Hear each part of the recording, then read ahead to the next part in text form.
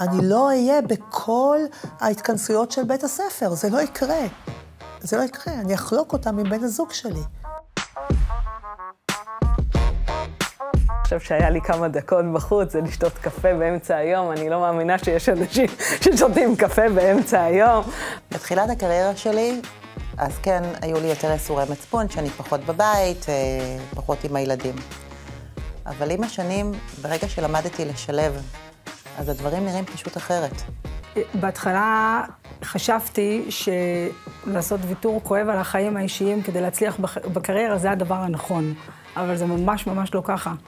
כי השילוב הזה היום של מנכ"לית מלון עם החיים האישיים שלי בא לידי ביטוי ברמה מאוד מאוד מאוד גבוהה. זאת אומרת, היום אני הרבה יותר מסופקת, הרבה יותר שמחה, הרבה יותר בעשייה, הרבה יותר טוב לי.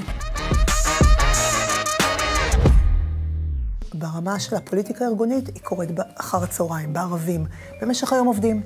נגמר היום, מתיישבים, מדברים, חולקים דעות, חלק מקצועיות, חלק אישיות. שם קוראים הדברים. חייבים להיות שם.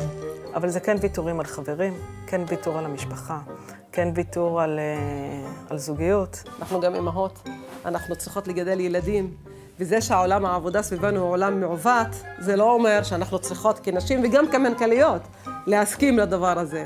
מי מגיע למסיבות? הוא הגיע למסיבות או את הגעת למסיבות? מי קנה מתנה?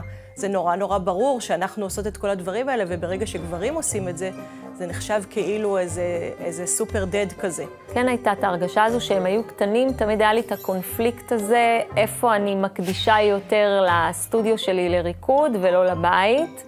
כולם מדברים על רגשות אשם, ולא היה לי את זה. לא היה לי את זה, ואני חושבת שהילדים כן רואים את זה, והם סופגים את זה, ורואים גם את הערכים של העשייה שחשובים להם, וזה שהם לא מוותרים. כאילו בסוף זה מתכנס למקום שאני שלמה איתו. כי את לא רק אשת מקצוע, את לא רק בת משפחה, את אימא, את בת זוג, את חברה של חברות, ואת עצמך. ולכל הדברים האלה צריך להקדיש זמן. אבל אף פעם אני לא אזניח את ההורות שלי למען משהו מסוים. אני חושבת שאפשר לעשות את זה ביחד.